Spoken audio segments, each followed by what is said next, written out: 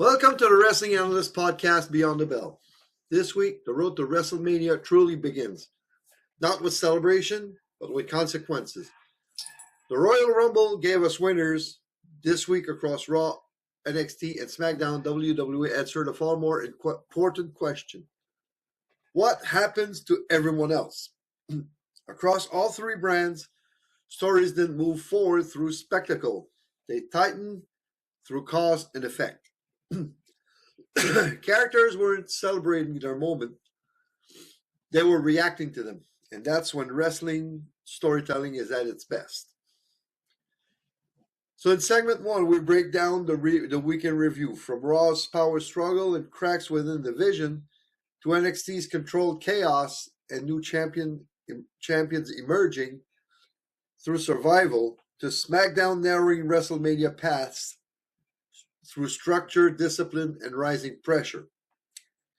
In segment 2, we dive deep into our detailed storyline breakdown. Roman Reigns versus CM Punk. Hate as a strategy. This isn't about titles, it's about ideology, control, resistance, and what power really means when there's no mediator left between two men who define eras in completely different ways. Then, in segment 3, we continue our opinion series, Inside the Mind of a Head Booker, The Art of Long-Term Storytelling, Part 2. This week's focus is strategic casting, why stories live and die before the first match ever happens, how archetypes, chemistry, and casting choices shape audience belief, and how one decision can quietly ripple across months of booking. And in segment 4, the booking room, we lay out a full consequence-driven path to WrestleMania. Drew McIntyre versus Cody Rhodes versus Jacob Fatu. Not as fantasy booking, but as inevitability booking built through denial, interference, correction, and philosophy colliding at the biggest stage of the year. And as usual, we'll take a trip down memory lane. This isn't just a recap show. This is about patterns, purpose, and pressure. The board is set. Now the real moves begin. Let's get into it because it's time to go beyond the bell. Welcome to the Wrestling Analyst Podcast, Beyond the Bell, where the real story begins after the final bell. I'm your host, Night Stalker Luc Baudier, and together we'll break down the week's biggest moments, analyze storylines, and bring you opinions that hit harder than the steel chair. We will also explore how I would be booking a storyline if I were head of creative. Because here, every match tells a story, and we're here to break it down. So hit subscribe, leave a like, and click that notification bell, and let's go beyond the bell.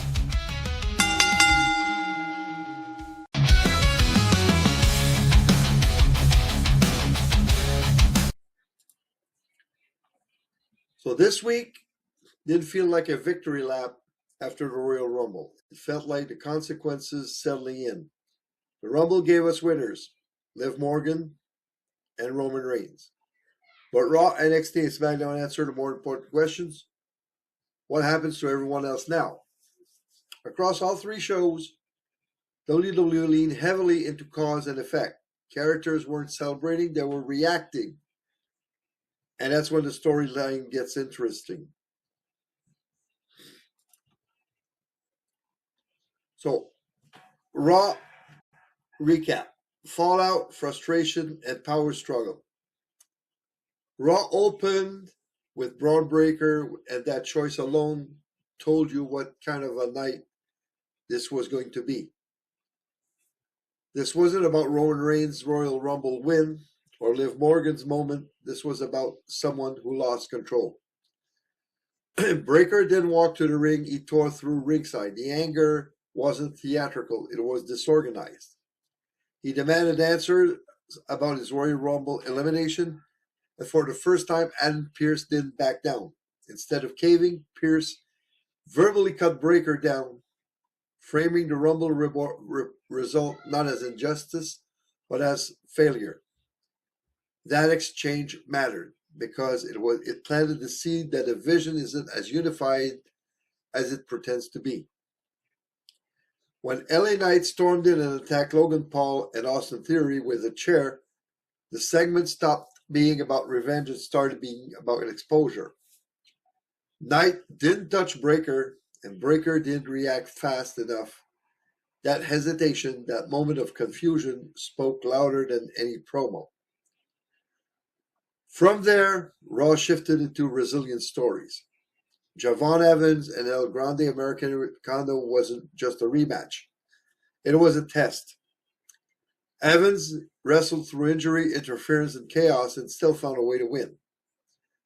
The presence of multiple Americanos blurred the line between competition and identity, hinting that this feud is less about wins and losses and more about legacy and deception.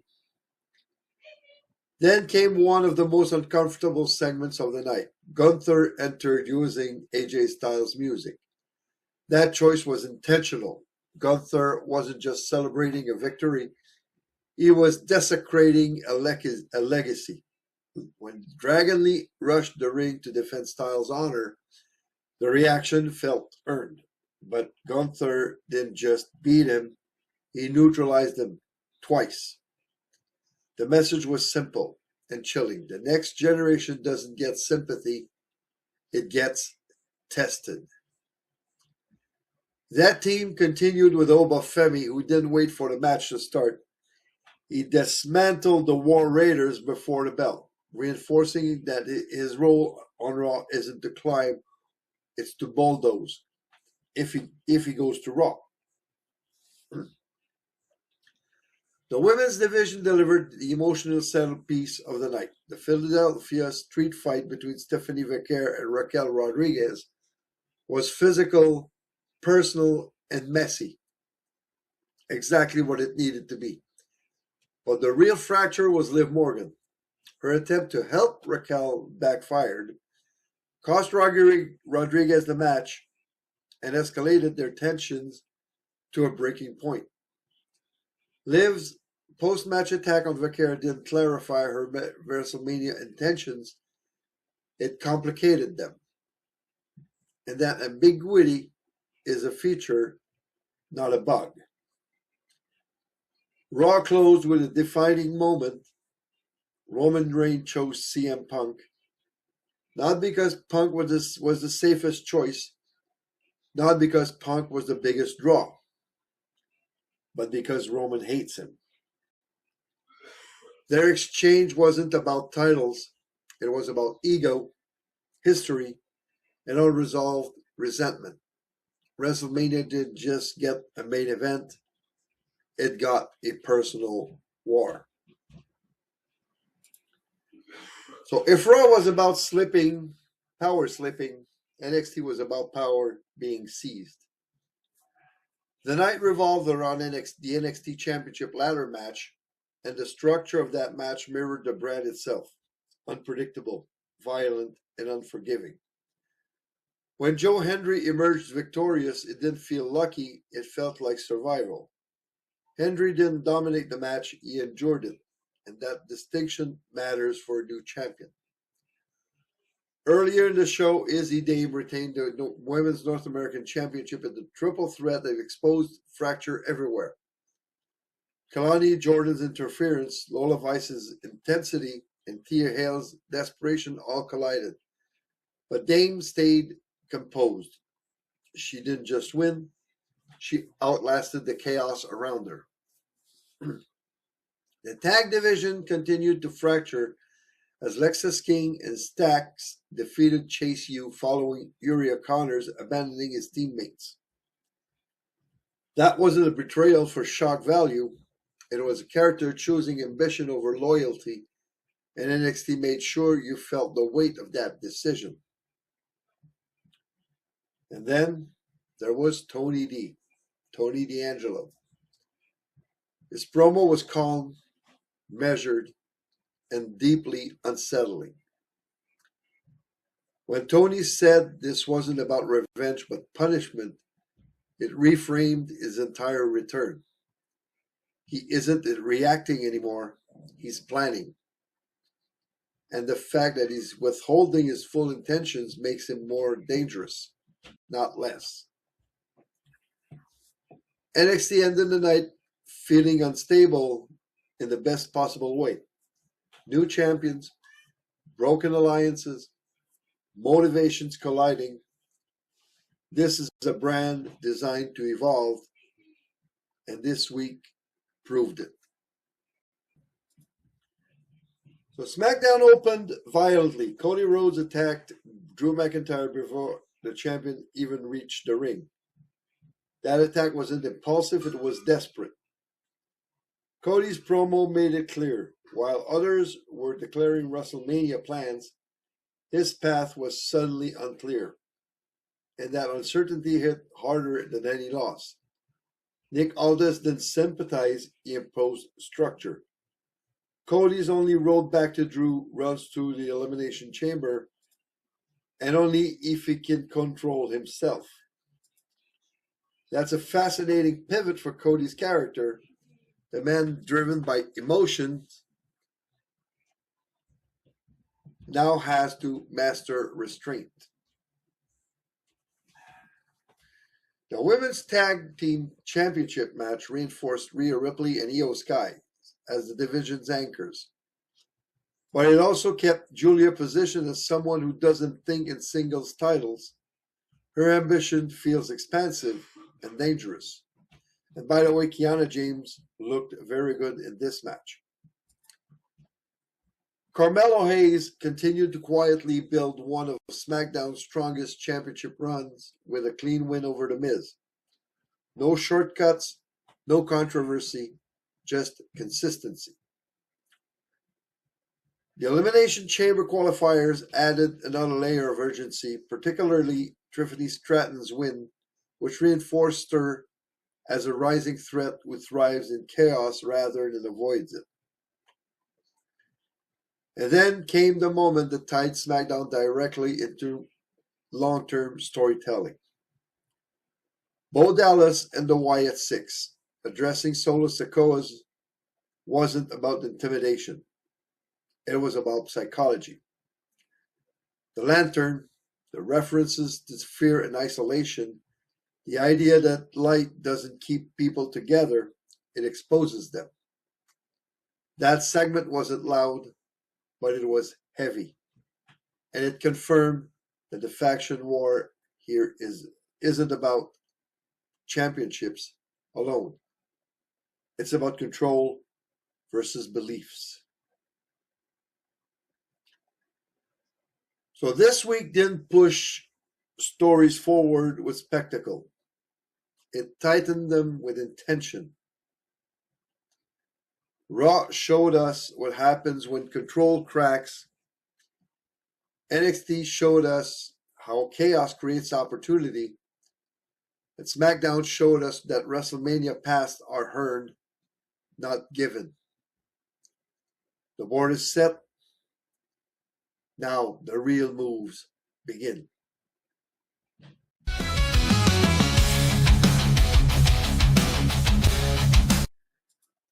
So in my analyst storyline, detailed storyline breakdown, Roman Reigns versus CM Punk. Hate as a strategy. When Roman Reigns won the Royal Rumble, the achievement itself wasn't the story. Roman Reigns has already won the Royal Rumble. He's already main evented WrestleMania. He's already defined eras. The real story begins the moment he opened his mouth and explained why he made his choice. Roman Reigns didn't choose CM Punk because it was the biggest match. He didn't choose him because it was the safest road. He didn't choose him because of brand alignment or championship match. He chose CM Punk because, in his own words, he hates him. And that single sentence reframes everything. 1. This is not a championship match. It's a declaration. Roman Reigns has spent years carefully constructing the image of inevitability.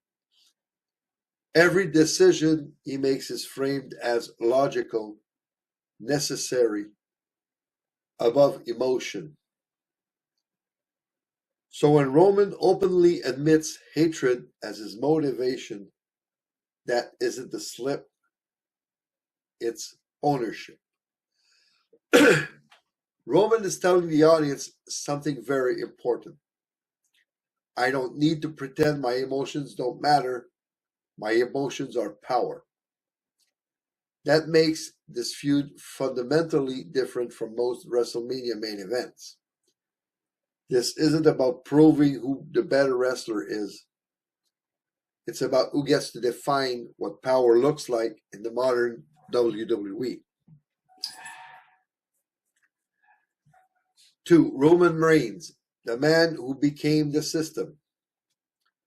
Roman Reigns no longer sees himself as part of WWE.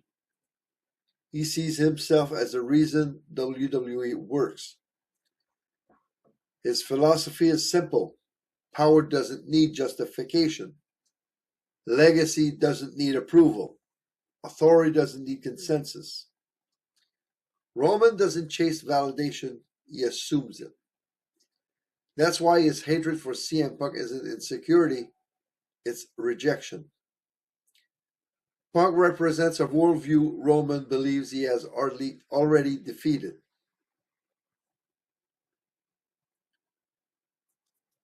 3. CM Punk, the man who refuses to be absorbed.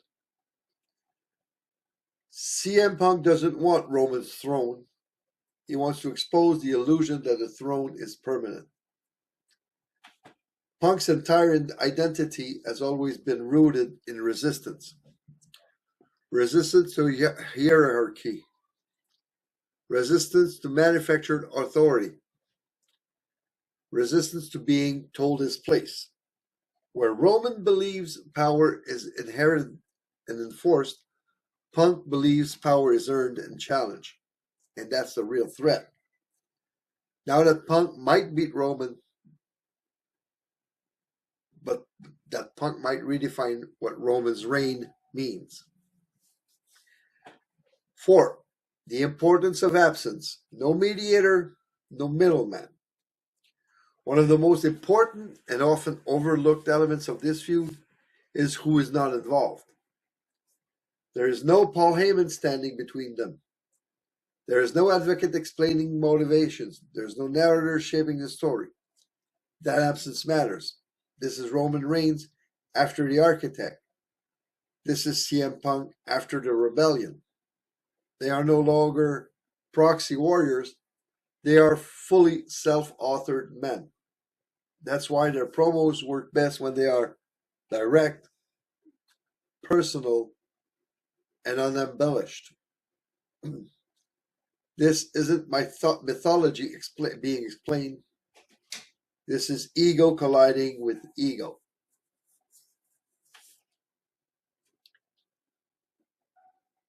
5. Why this feud cannot be booked as chaos. This storyline lives or dies on restraint. If WWE turns this into weekly brawls, constant interference, overbooked violence, it becomes generic. Roman versus Punk works because the audience already knows the fight is coming. The tension comes from delay, not escalation. Each week, they don't touch each other, matters more than a punch would. This is a feud where silence is louder than noise. Eye contact matters more than weapons. Words are the real offense. 6. Roman's true strategy, erasure, not domination. Roman Reigns doesn't need to humiliate CM Punk physically. He needs to erase him conceptually. Watch how Roman frames Punk as outdated, as a relic of rebellion, as someone who mattered before Roman fixed the system. Roman's goal isn't to beat Punk. It's to prove that Punk no longer matters in the world Roman controls. That's why Roman doesn't sound angry. He sounds dismissive. And dismissal is the most dangerous thing you can do to CM Punk. 7. Punk's counter strategy: refusal to disappear. CM Punk doesn't need to overpower Roman. He needs to stay present. Punk's strength has never been dominance, it's endurance. He survives eras, he survives systems, he survives being pushed aside. That's why Punk's promo should be calm, precise, relentless. No shouting, no begging, no nostalgia. Just a reminder that every system believes it's permanent until it isn't. Punk doesn't need Roman to fear him. He needs Roman to underestimate him. 8. WrestleMania is the test of philosophy. At WrestleMania, this match should feel inevitable, non-explosive. The bell ringing should feel like the release of weekly pressure. And the finish matters, not just who wins, but what that win represents. So option 1, Roman wins, but something breaks. Roman defeats Punk clean, but it isn't comfortable, it isn't dominant, it isn't decisive in spirit. Punk pushes Roman into places he hasn't gone to in years: doubt, improvisation, frustration. Roman leaves WrestleMania champion, but the aura shifts. The message is that the system survived, but it noticed the crack. This sets up the slow erosion of Roman's certainty post-Mania. Option 2, CM Punk wins and rewrites the narrative. Punk wins through resilience, not interference, not chaos, not shortcuts. Roman doesn't lose power, he loses control of meaning. The story becomes you can own the throne, but you don't own belief. Roman isn't toppled, he's destabilized, and that's far more dangerous. Point 9. Why this feud matters beyond WrestleMania. This storyline forces WWE to confront a question it rarely asks directly. Is power something you inherit, or something that must always be challenged? Roman believes the answer is settled. CM Punk believes the answer is temporary. WrestleMania doesn't end the argument. It decides who gets to ask the next question.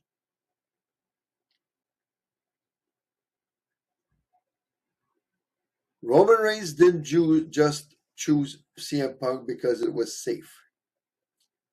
He chose him because Punk represents doubt. And the most dangerous thing to an empire isn't rebellion. It's the idea that rebellion might have been right.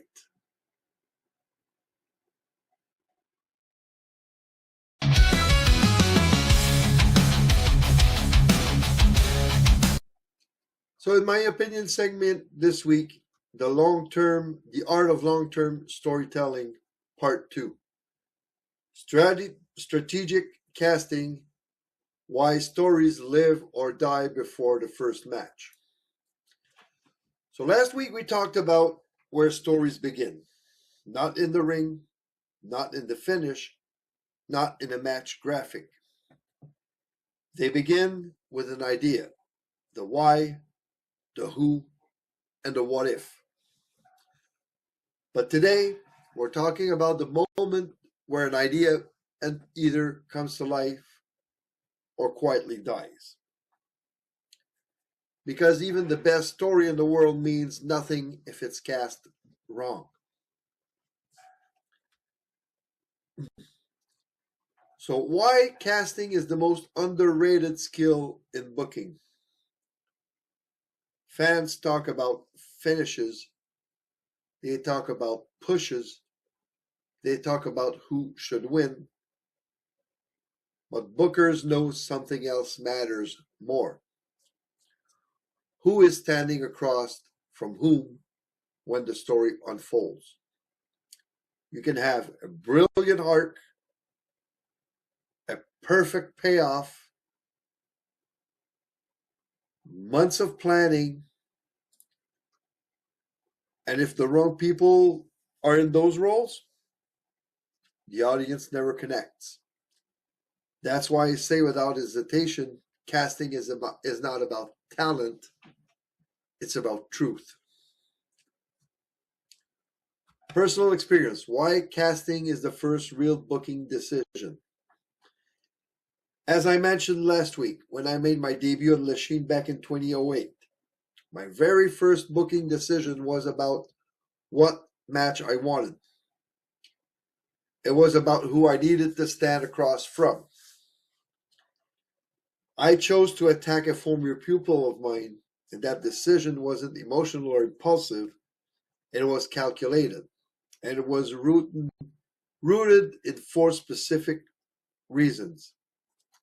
First, I knew we would have great chemistry, not just in the ring, but emotionally.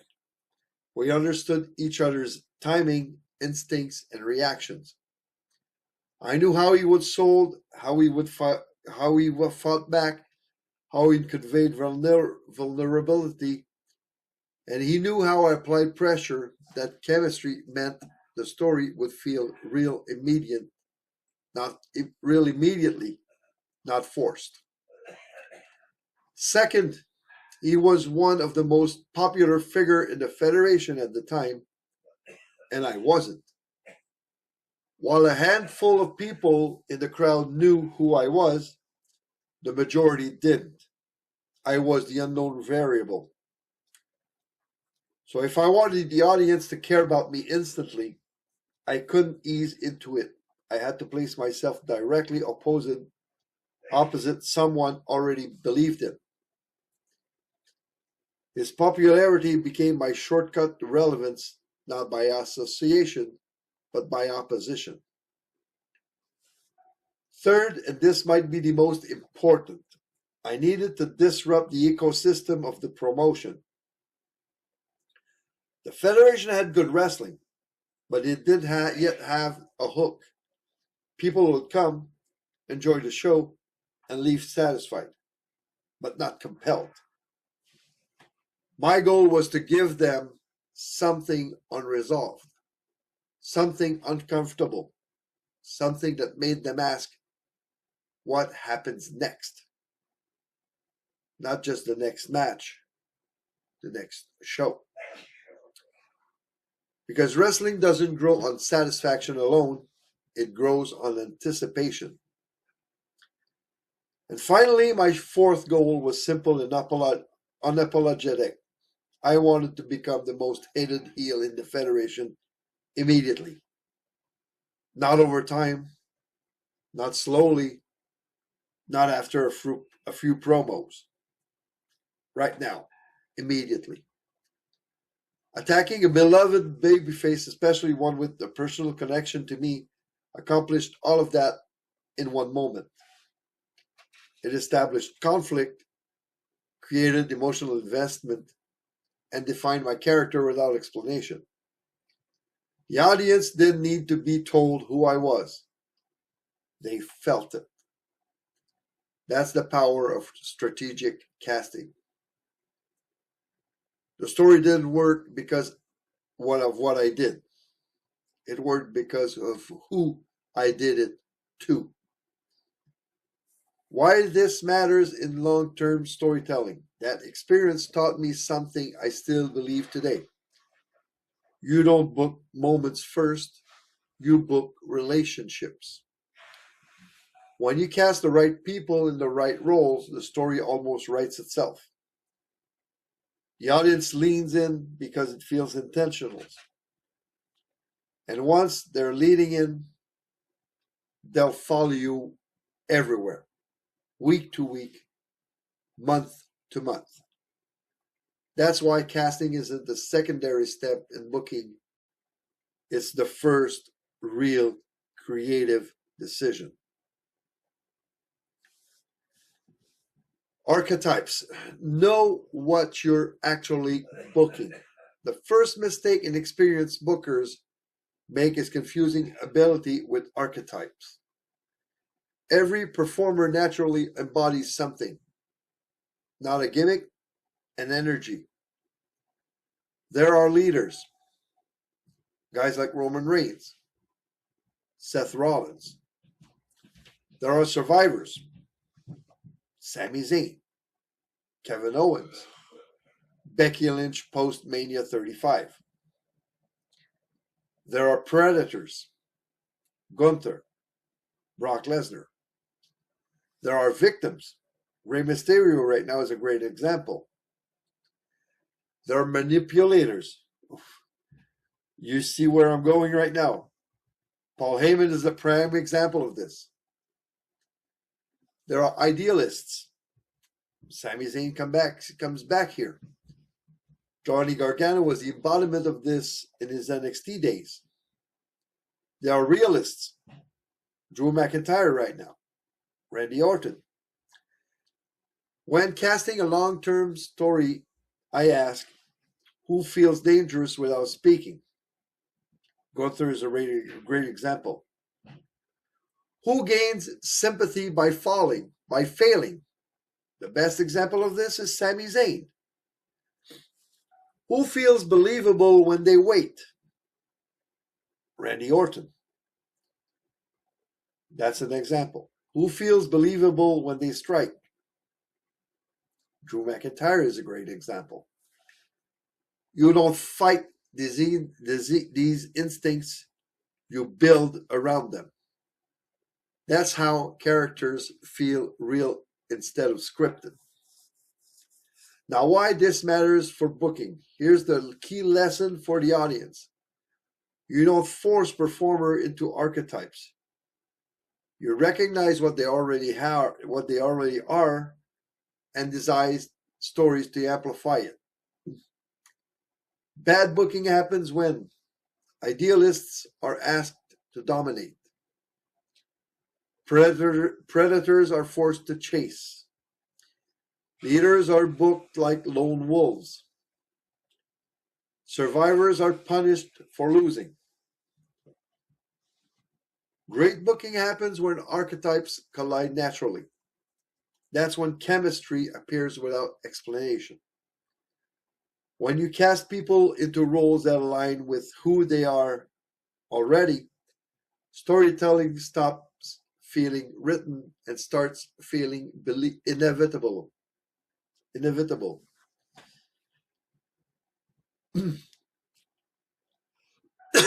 Good matches aren't the point. This is where most people misunderstand chemistry. Fans will say these two have great chemistry, and what they usually mean is they had a really good match. That's not chemistry. Chemistry exists before the bell rings. It's the tension in the air when two people stand across from each other and the crowd instinctively leans forward. It's the feeling that something is about to happen, even if nothing does. Some performers can wrestle almost anyone and produce a solid match. Very few can stand next to the right opponent and make the room feel uneasy. That uneasiness is chemistry. And as a booker, you have to understand that chemistry comes in different forms, each serving a different storyline purpose. Rival chemistry, philosophy versus philosophy. Rival chemistry is a slow burn. These are opponents who don't need to touch for weeks because their conflict isn't physical yet, it's ideological. They represent opposing worldviews. One believes in patience, the other believes in force. One believes in belief, the other believes in control. Every promo adds pressure. Every stare down means something. Every direct comment escalates the tension. This is the kind of chemistry where the audience doesn't ask, when is the match? They ask, what happens when they finally collide? You never rush this. The moment you rush rival chemistry, you flatten it. Second type, partnership chemistry, immediate trust. Partnership chemistry is rare, and when you find it, you don't overthink it. Some people just belong together. Their timing clicks, their body language syncs, their reactions feel natural. The audience doesn't need an explanation, they accept it immediately. The biggest mistake bookers make here is trying to justify something that already works.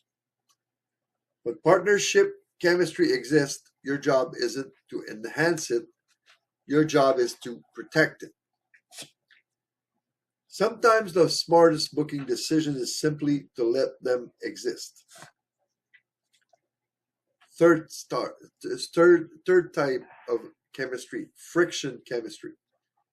Instability is fuel.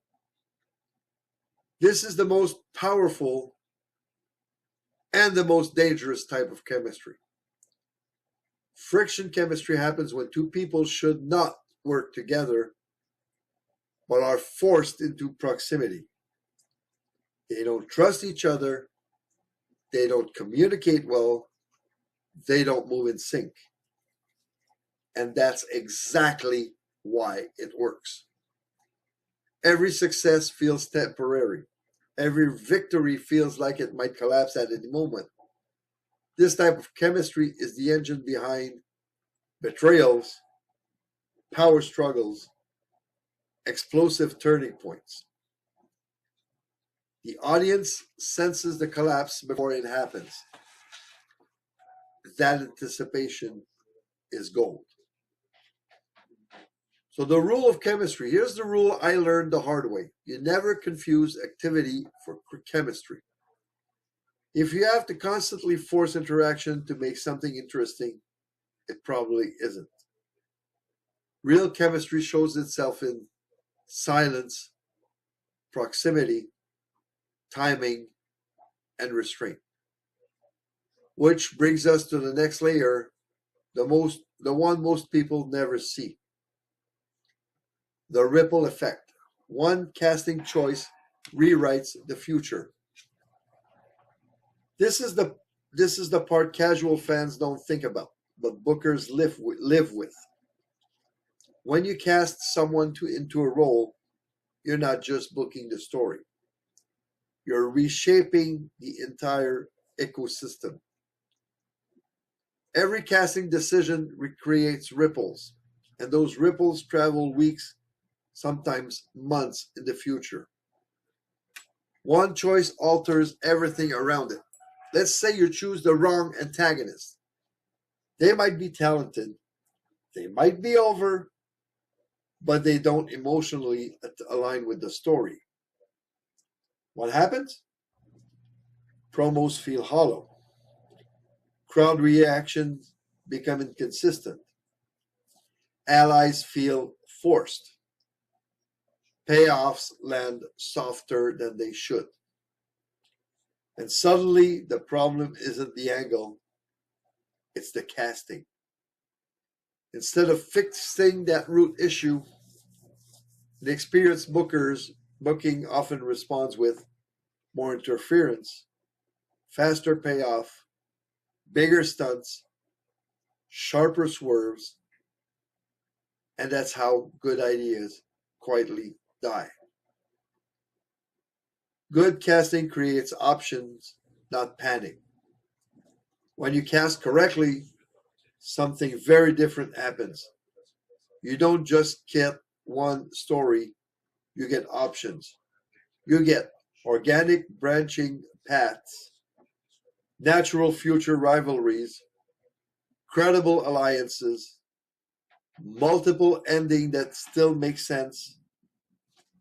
If plans change, you don't panic. If someone gets hurt, the story doesn't collapse. If the crowd reacts differently than expected, you can adapt. Because the relationships are sound, that's the power of ripple-aware booking. How bad casting poisons trust.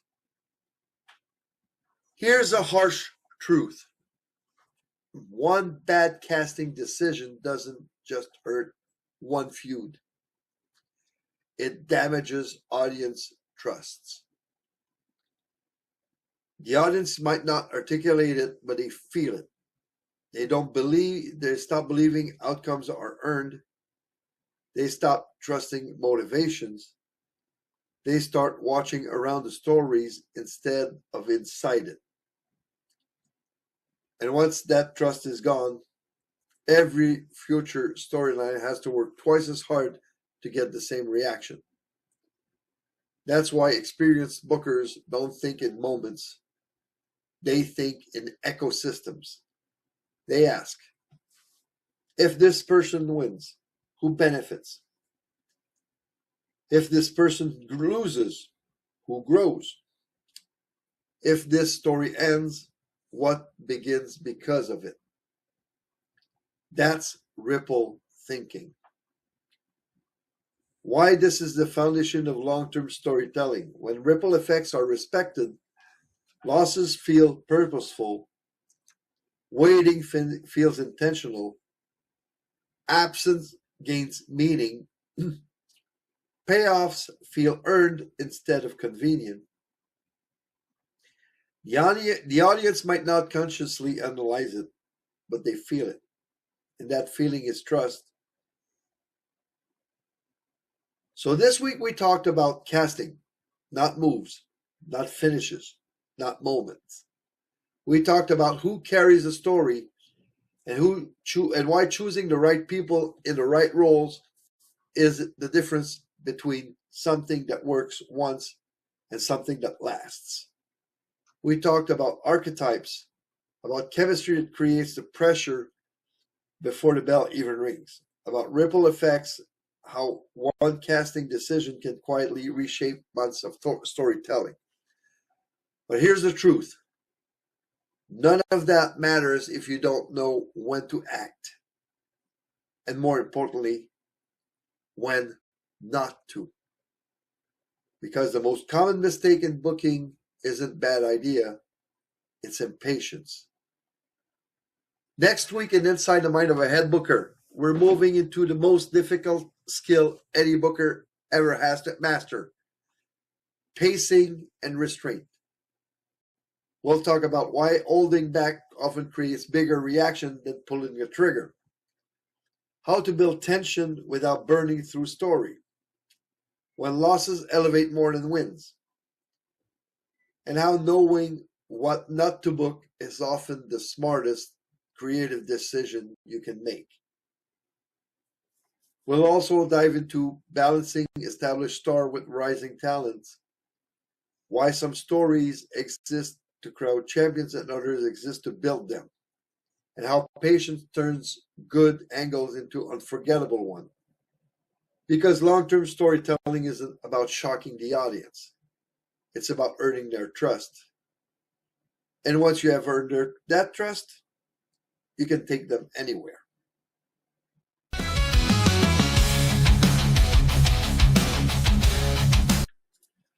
So it is now time for my booking room segment. Control, chaos, and consequence. When people talk about booking WrestleMania, they usually start with the destination. They ask, what's the match? They picture the graphic and they imagine the entrances. But real booking doesn't start with the payoff. It starts with denial. And right now on SmackDown, the most consistent story isn't who's being pushed, it's who keeps being prevented, who keeps getting close, and who keeps learning the wrong lessons from it. So let's walk this forward the right way, week by week, and let the WrestleMania match happen because it has to, not because we want it to. Next Friday, it begins with a triple threat qualifier. Cody Rhodes, Jacob Fatu, and Sami Zayn. One spot in the Elimination Chamber. And this match immediately tells you what each man represents. Sami Zayn fights with heart because that's who Sami is. He absorbs punishment, he rallies the crowd, and he convinces you, again, that belief might finally be enough. Cody Rhodes fights with urgency, not desperation. Urgency. He knows his window is narrowing and every movement is efficient, controlled, intentional. This is a Cody that has learned that emotion without discipline gets weaponized against you. And then there's Jacob Fatu. Fatu doesn't fight with heart or urgency. He fights because destruction is the shortest path to relevance. The finish matters here. Cody hits crossroads on Sami. The crowd believes he's lining up for the second, and then the ring explodes. Fatu wipes Cody out, flattens Sami, and pins Sami Zayn clean. Cody is not pinned. Sami loses to force, not failure, and Jacob Fatu earns his chamber spot without controversy. That's important because it establishes that Fatu doesn't need chaos to advance. Chaos simply follows him. The following week, Nick Aldis announces it does something rare for a wrestling authority figure. He acts procedurally. Cody Rhodes was not pinned, so Aldis announces a last chance match, not just for Cody, but for everyone who wasn't pinned in their qualifier. No favoritism, no exceptions. Now, from this part on, there's part real and part fantasy. So the real participants in that match would be Cody Rhodes and Aleister Black right now because they weren't pinned. And you would have Ilya Dragunov, Gunther, and Bronson Reed, who would have lost their qualifying matches without getting pinned. 5 men, 1 spot. This match isn't about chaos, it's about filtration. Everyone comes in dangerous. Everyone leaves diminished except one. Ilya and Gunther collide like a war that doesn't end. They neutralize each other without either man losing credibility.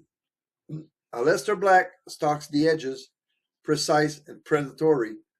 Bronson Reed becomes the immovable object, and Cody survives it. Not with flash, not with shortcuts, with craft. 2 crossroads on Reed. Clean pin, no excuses. Cody doesn't celebrate. He kneels, breathes. He didn't steal this opportunity. He earned it the hardest way possible. That matters because from this moment forward, every time Cody is denied, the audience knows it's not his fault. Then we arrive at Elimination Chamber. The field is brutal. Cody Rhodes, Jacob Fatu, Randy Orton, Penta, Trick Williams, and Braun Breaker. Yes, Trick Williams is in there. And the chamber does exactly what it's supposed to do. It reveals truth under pressure. Trick Williams shines but falls short. He almost gets there, and that almost will haunt him. Braun Breaker explodes, then gets caught. Penta gets out wrestled by timing. Orton survives until the experience runs into inevitability. And then there's Cody and Fatu. Cody survives wave after wave. He adapts, he finds opening, he earns momentum, and that's when Drew McIntyre appears. Not rushing, not yelling, just walking. He gets in the chamber while somebody else gets out after being eliminated. One Claymore, that's it. Drew doesn't pin Cody, of course not. He doesn't acknowledge him. He removes him. Jacob Fatu wins the chamber. And just like that, the audience understands something critical. Cody wasn't beaten. He was prevented. And it happened again by the same man.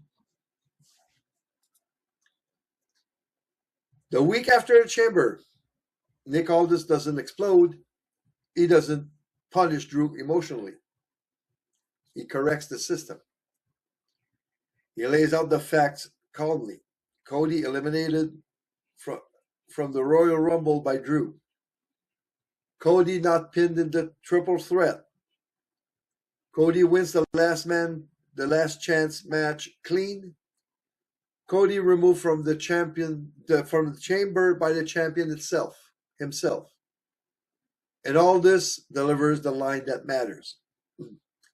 A champion's job is to defend the title, not decide who's allowed to chase it. So he announces it. At WrestleMania, it's Drew McIntyre versus Jacob Fatu versus Cody Rhodes. Not as a reward, as a correction. From here on, SmackDown tightens around these three, but the story gets richer through people orbiting it. Ilya Dragunov confronts Drew not as a challenger, but as a mirror. Ilya tells him, you call it control, I call it fear of uncertainty. They don't need a match, the idea is enough. Drew interferes on Ilya's match with Fatu just long enough to cost Ilya, and Ilya realizes Drew didn't need to do it, he just wanted to. Control is becoming paranoia. Sami Zayn approaches Cody backstage, not to align, to warn him. Sami says, every time I tried to prove I belonged, someone smarter used my beliefs against me. That line isn't advice, it's history. Later that night, Sami fights Jacob Fatu and loses again. And afterward, Trick Williams laughs. No attacks, laughs. And Trix says the most dangerous thing he could say to Sami. You survive just enough to lose again. That's the spark. From there, Trick Williams starts circling Cody's story, not because he hates Cody, but because he resents him.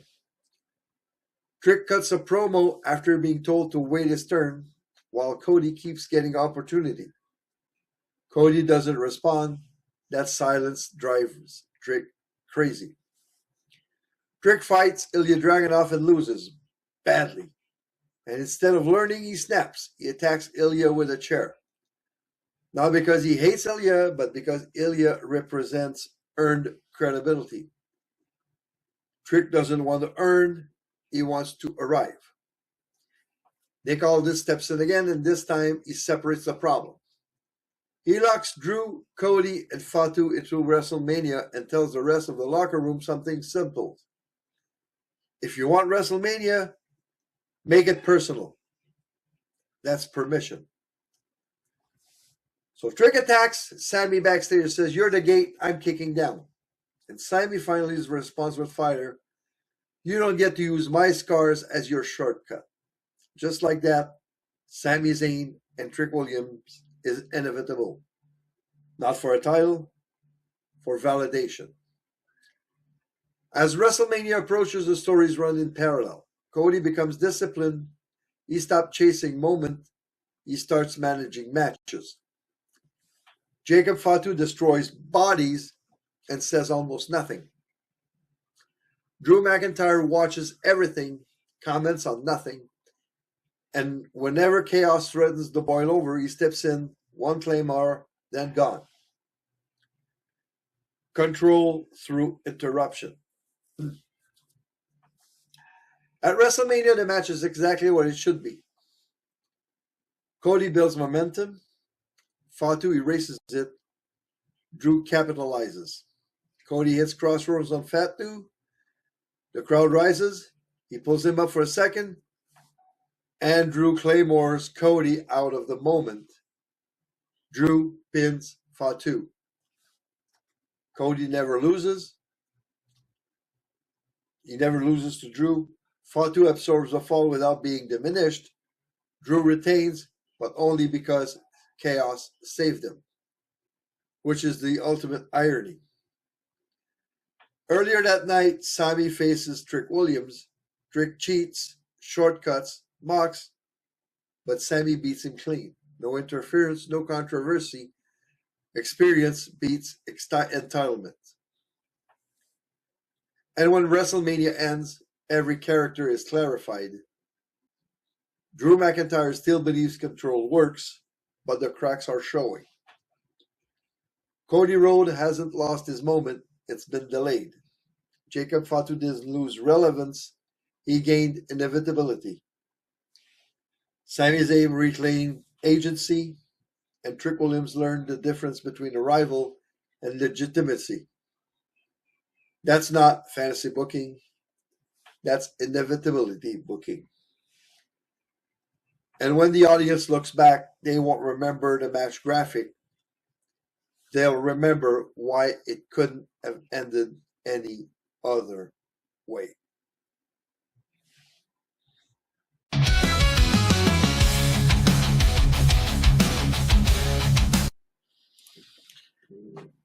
So today in WWE history, title changes.